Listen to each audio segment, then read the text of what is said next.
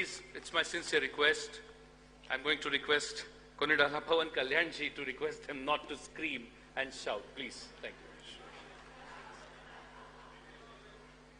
you. As I'm used to 2 hour speeches minimum, I request Master of Ceremony to remind me once my time is finishes. For me, as you all came from different parts of India, and who I am, and ambitious, want to serve the nation, I would like to share my experiences as the way how I established the party, and I think my experiences might give you a different kind of insight. So that might help you for your future and to contemplate, and if any mistakes I have done or anything which I have done good, maybe that would be something which you can understand about your own journey by looking at by understanding my own experiences. For me, when I had established Janasena party, it was for me, it's a national service, not for personal recognition, not for power, but for change. A change which is needed in our society, in our country, which we always wanted. Instead of sitting idle and having millions, having crores, having great popularity, I had really contemplated, would I end up like most of the people, or will I contribute at least a part of my life to the nation, to build for nation service? So it suddenly didn't happen after becoming an actor. Though I came from small beginnings, I came from a lower middle class family. My pain was always about the society which I used to watch around. The pain, the kind of sufferings people used to go through. Nothing happened to me at a personal level. I never had a shortage of food, reasonably good schooling. But my pain was towards society. When I started gaining knowledge about the society around me, started reading, maybe looking at all our freedom fighters, reading their biographies, somewhere I felt an immense urge and intense urge, like to do something for the nation, to do something for some kind of contribution for the nation. This started at the age of 14. So like you, when I started getting into my teens, I was looking forward some kind of ideology which I would like to embrace. As Digvijayji said, look before you leap. So what kind of ideology would you lean into? What exactly should I embrace? So I was understanding Marxism, I was understanding socialism, I was trying to understand capitalism. Especially when you're a kid growing up in the 80s, when you're a teenager in the 80s, there was quite a turbulent political atmosphere within India and around the world. Right from Punjab terrorism, Khalistan terrorism to LTT, and across the globe, there is still unified, Germany was divided, and apartheid was there in South Africa. So all these different political climates around, at a global level, the national level, really drove me crazy. At one part, you look at the freedom fighters who had selflessly sacrificed their lives. And another way, always I was looking forward, the nation would be greater as every day passes by. Every day, I thought this is going to be another beautiful year next year. But I was quite disappointed as a kid. At the way they looked at the corruption, the way I looked at the nepotism. It was quite disappointing for me. Always my desire was a commoner to be something, a commoner to stand for the oppressed. But the society around us, it is only the dynastic rule, and everything really bothered me. So finally I became an actor. But that social consciousness never left out of me. I was quite keen. I was watching around, observing things around, reading a lot, absorbing a lot. But finally, when our state has been, Andhra Pradesh had been divided the way it got divided, and everything, I was looking at it, how the political leadership and everything, how conveniently it has become. The power politics really disturbed me. So instead of being an armchair thinker, I was thinking loud within myself, or contemplated for quite a time. I said, would I sit like everyone else, or would I come forward and do something? I thought, without any expectations, without seeking power, but I want to stand for the voice of the oppressed. I want to be the voice for the neglected. I want to be the voice who are really meek and helpless. That's how I formed Janasena Party. And there were a lot of people, youngsters. Today, I said, all of you come from different parts of a country, and you're looking forward to become some kind of leaders and leadership, and you want to have an active role in politics. In 2007, when I had started Common Man Protection Force, which is supposed to stand for the oppressed and meek and helpless, I had met a lot of young people, both boys and girls. But what I had noticed in them was, at least most of them, they need change within shortest time possible, like an instant noodle.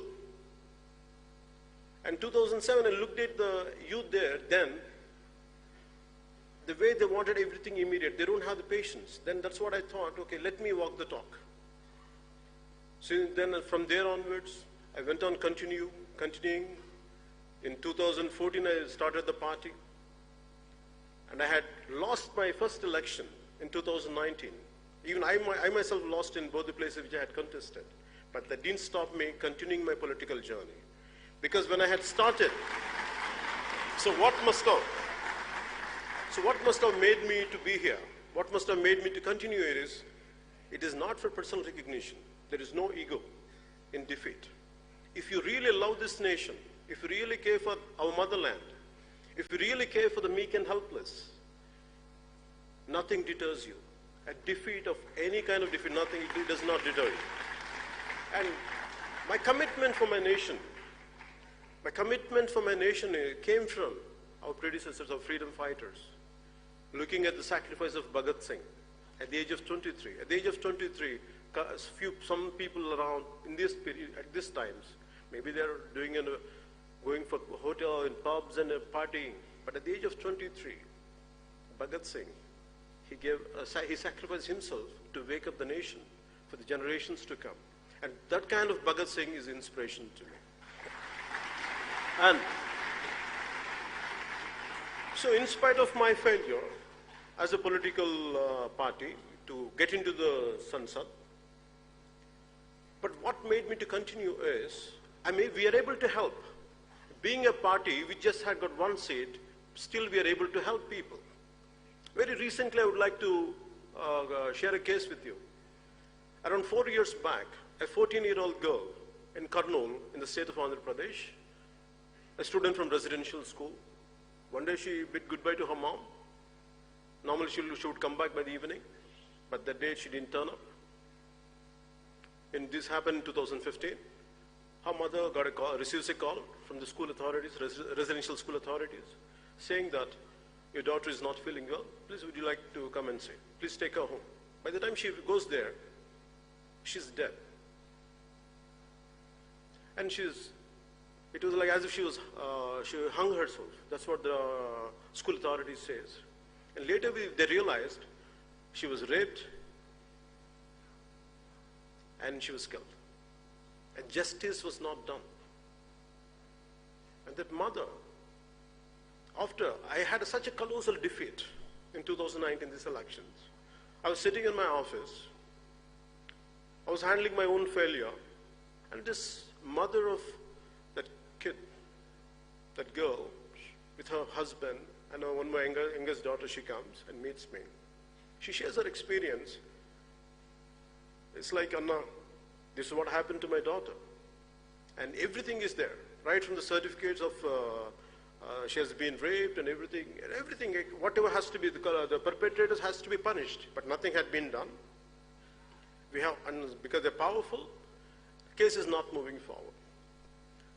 If it is in cinema, it is like, it's quite a dramatic scene. You go, do justice in 2-3 minutes and come out, and you get money for that. But in real life, I felt so helpless, so painful to look at a wailing mother who lost her daughter. It was churning for me, like my stomach was churning, looking at her pain and agony. And I said, and people whom we have to fight against, they're very powerful people, who has a lot of muscle, who has tons of money. Even for me, to fight against them was not an easy task. I told her, okay, I'll look into it. I don't know how to take it forward.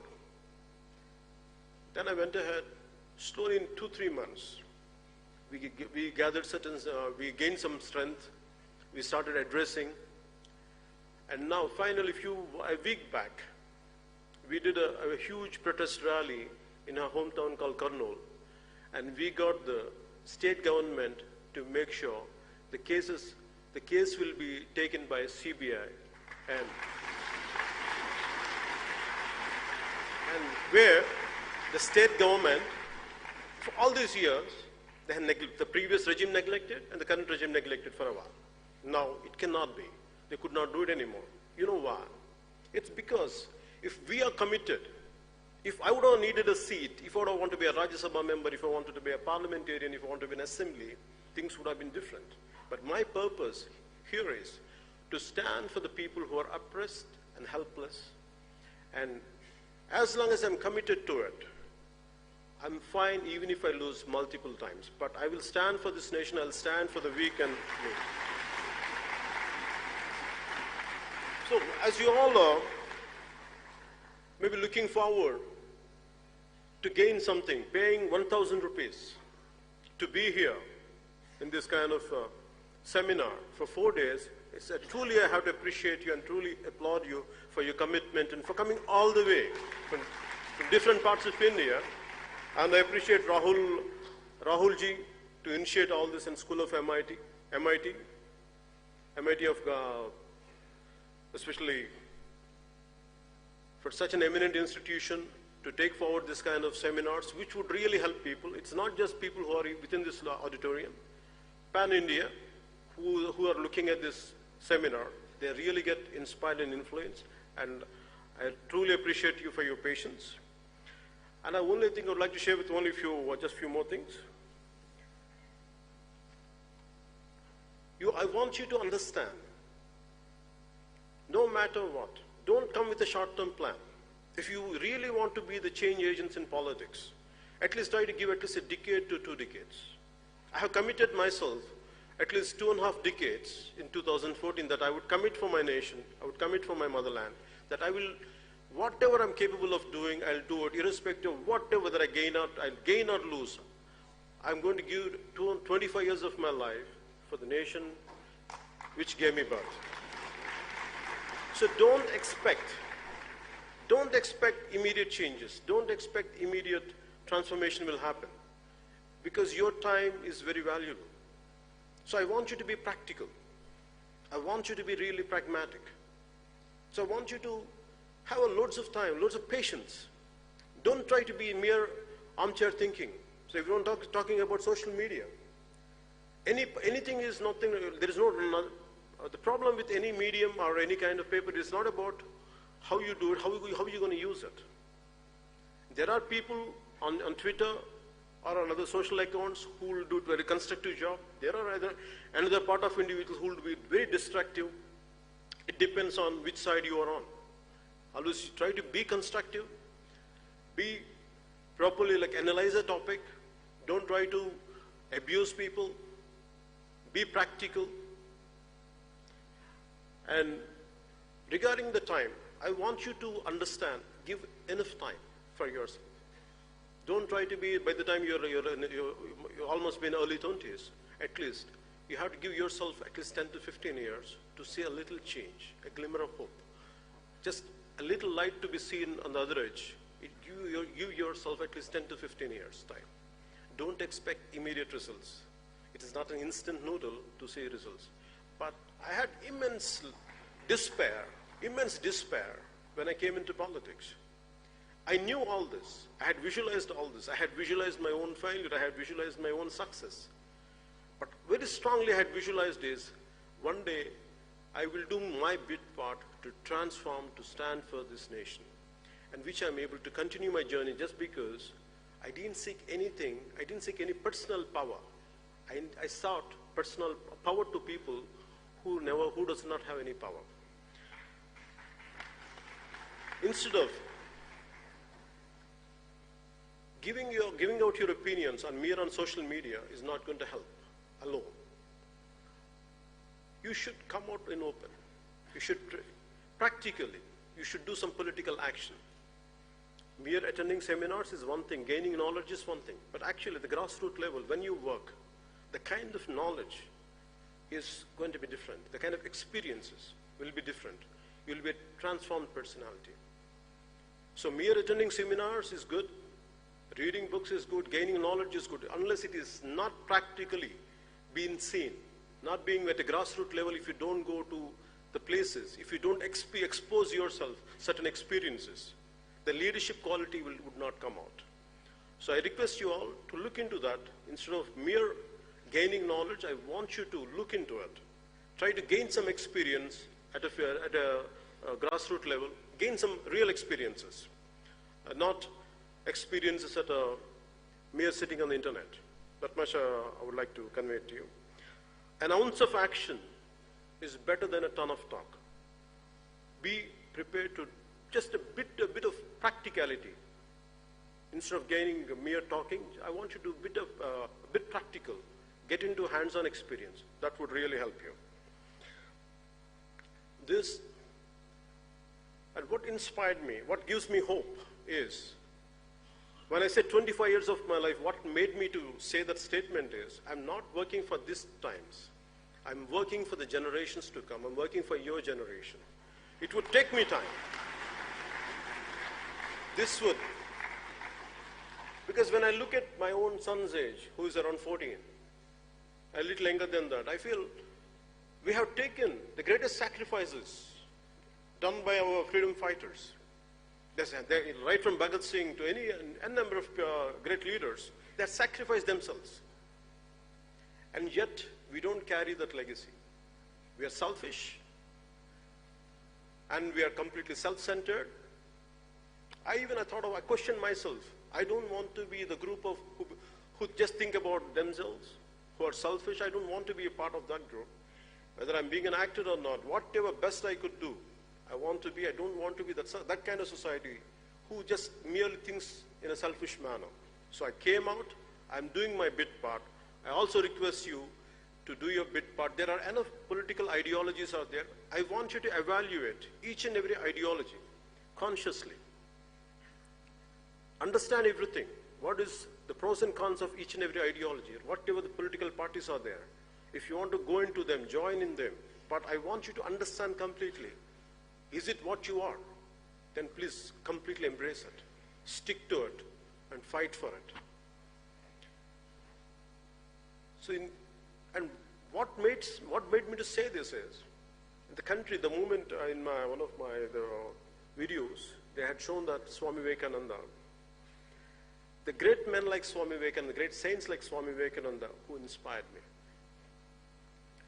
And Martin Luther King Jr., who came to India, when he came to India, and he was in Bombay, when he looked at the riches of Bombay and the extreme poverty of Bombay side by side, and he was saying, only in a country like India, if the same situation would have been prevailing in any other country, it would have led to bloody revolution. But only in India, how come nothing is happening? Why people are still able to smile? That is the greatness of our nation. That is the greatness of our nation. This is a land of Swami Vivekananda, land of Subramanya Bharati, land of Narayan Guru. Eminent great saints, eminent personalities, because who had selflessly sacrificed for this nation.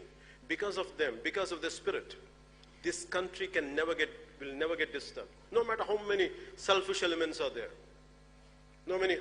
what kind of uncouth people are out there, but because of the kind of spirit we have, and it's nothing going to disturb that spirit, you're going to carry it forward. And whatever bit you can do for this nation, and that is going to be the hope. I have a great hope in this generation. I have an extreme hope in this generation. Paying 1,000 rupees to be all the way from here, all the way to Delhi, to listen to this kind of talks from different individuals, eminent individuals, that shows this country is going towards greatness. And I truly appreciate you for being here. I truly congratulate you for being here.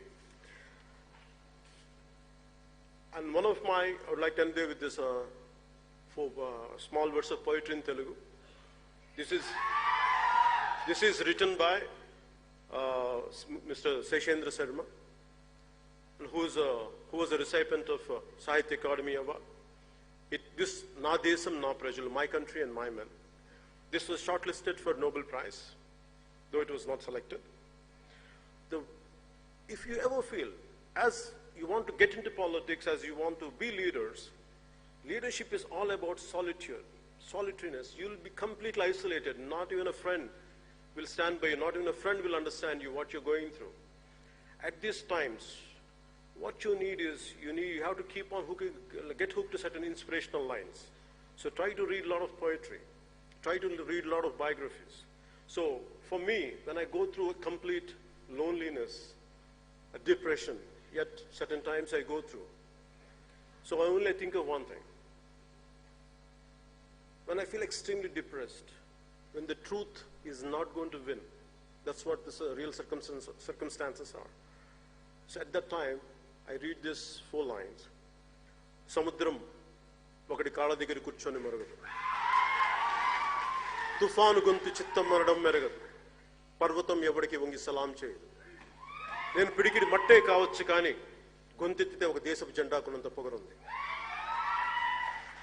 So a loose translation of this is, you have to forgive me for my English translation, though I'm not a poet, though I'm not good in English.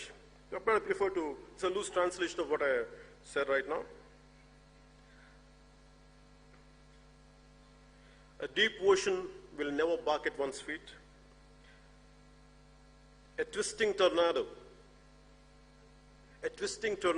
voice will never say, "Yes, master." A mighty mountain will never bend and bow. Maybe I'm a handful of dust, but if I raise my voice, it will reflect the pride of our national flag.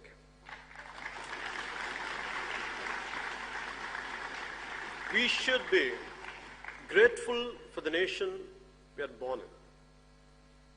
And be patriotic, be accountable, be responsible for your actions.